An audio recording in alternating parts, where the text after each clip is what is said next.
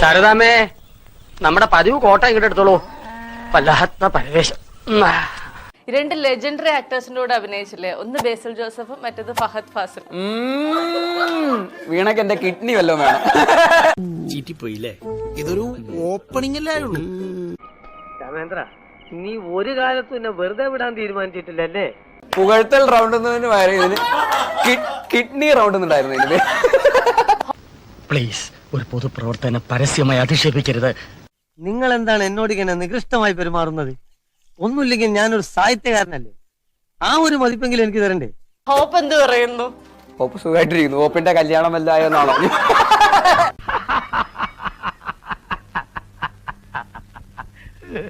എന്തിനാടാ ദിനേശ നാട്ടുകാരെ ചിരിപ്പിക്കാൻ വേണ്ടി ഇങ്ങനെ ഓരോന്ന് ചെയ്തു കൂട്ടുന്നത്? ഞാൻ എന്റെ ജാതകം ഒന്ന് നോക്കിച്ചാലോ എന്ന് ആലോചിക്കായിരുന്നു.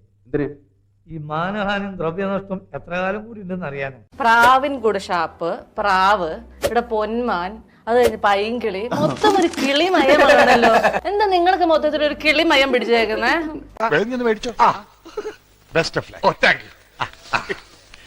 പൊന്മാനല്ലേ? ആ, പക്ഷെ പൊന്മാൻ ഞങ്ങൾക്ക് കിളിയാണ്. അത് പൊന്മാനല്ലേ? സൂപ്പർമാൻ നിങ്ങൾക്ക് കിളിയാണോ?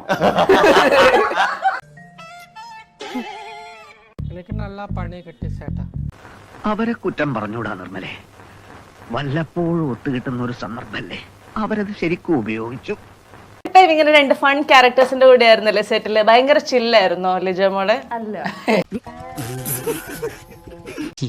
ഞാൻ കുറച്ച് ഓവറായില്ലേ? മോശമായി പോയി. ഒരബദ്ധം ആർക്കും പറ്റും. ഒന്നൊന്നുമല്ല, അബദ്ധേ പറ്റൂ. ആണ്ട ബാധ കൊണ്ടേ പോവും. അതെനിക്ക് തരംകാരിയാക്കി